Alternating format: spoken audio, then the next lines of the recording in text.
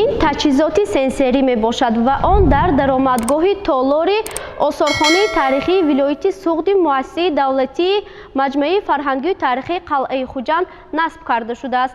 Ба воситаи ин таҷҳизот шахсони имкониятшон маҳдуд ва маъюбон имкон доранд тамоми маълумот, нигораҳо ва китобҳои нодире ки дар фонди осорхона маҳфуз аст тамошо кунанд. Масалан, ин сиккаҳои даврони подшоҳии Николаи ду мебошад ва дар рӯи ин сикка арзиш, соли барориш ва расми подшоҳии ҳамондаврии Русия нишон дода шудааст. таҷҳизоти сенсорӣ охирҳои моҳи декабри соли гузаштаи 2020 ба фаъолият оғоз намуд. ба дохили таҷҳизоти мазкур тамоми нигораҳои таърихӣ, сиккаҳои давраи қадим ва он лавозимоту ашёҳое ки дар фонди осорхона маҳфуз нигоҳ дошта мешавад, дохил карда шудааст. То имрӯз аллакай сокинони зиёд ва хонандагони муассисаҳои таълимӣ дар таътили зимистона аз таҷҳизоти сенсории осорхонаи тарихӣ дидан карданд. гуфта мешавад ки барои омӯхтани кори таҷҳизот чанде аз донишҷӯёни донишкадаи политехникии донишгоҳи техникии Тоҷикистон бо роҳбарии устодон кӯмак карданд. ҳоло масъулини осорхона тасмим доранд рӯзҳои наздик маълумотҳои таҷҳизоти сенсориро бо забонҳои русиву англисӣ низ тарҷума карда ба барнома ворид кунанд, то хоҳишмандон ва сайёҳон барои сарфа кардани вақти худ аз он истифода кунанд. бисёр тамошобинон ба осорхона ки ворид мешаванд, албатта ин чизе ки ба мо ваи таҷҳизоти нав ки ҳаст, албатта диққати тамошобинон албатта ба ин мешавад. дар оянда ба нақша гирифта шудааст ки бо забони русӣ ва ҳам бо забони англисӣ тарҷума карда насб карда шавад.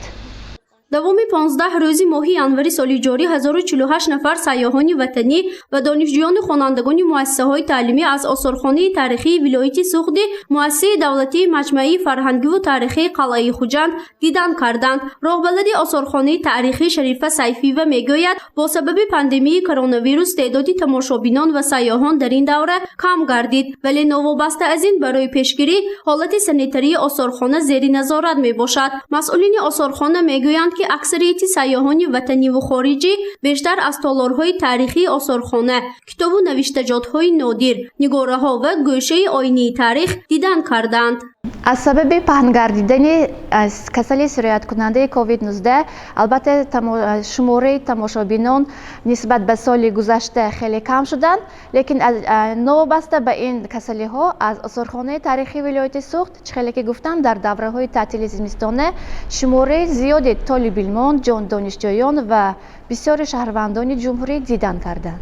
нодира олимова ҷонишини омир оид ба корҳои илмии осорхона мегӯяд, давоми соли гузаштаи 2020 8 ҷаласаи илмӣ гузаронида шуда, инчунин бо дастгирии шӯъбаи дастхатҳо ва олимони ҷавони маркази илмии Камоли Хуҷандӣ китоби феҳристи дастхатҳои нодир ба таб расидааст.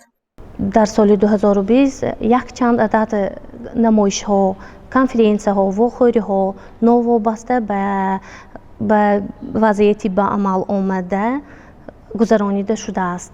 шахсоне ки ба осорхона ворид мешаванд, онҳоро бо ҳароратҳошон санҷида шуда бо маҳлулҳои антисептикӣ безарар гардонида мешаванд ва бениқоб иҷозат дода намешаванд ба осорхона даромадан. осорхонаи тарихии вилояти Суғди муассисаи давлатии маҷмӯи фарҳангиву тарихии қалъаи Хуҷанд, 3 осорхона ва боғи фарҳангиву фароғатии Камоли Хуҷандиро дар бар мегирад. теъдоди умумии тамошобинони маҷмӯи фарҳангиву тарихии қалъаи Хуҷанд давоми соли гузаштаи 2020 20555 нафарро ташкил медиҳад ки аз ин шумора 337 нафарашон сайёҳони хориҷӣ мебошанд. гузориши Фарзона Шамсиева, Насим Раҳимов барои барномаи иттилоотии Хабар.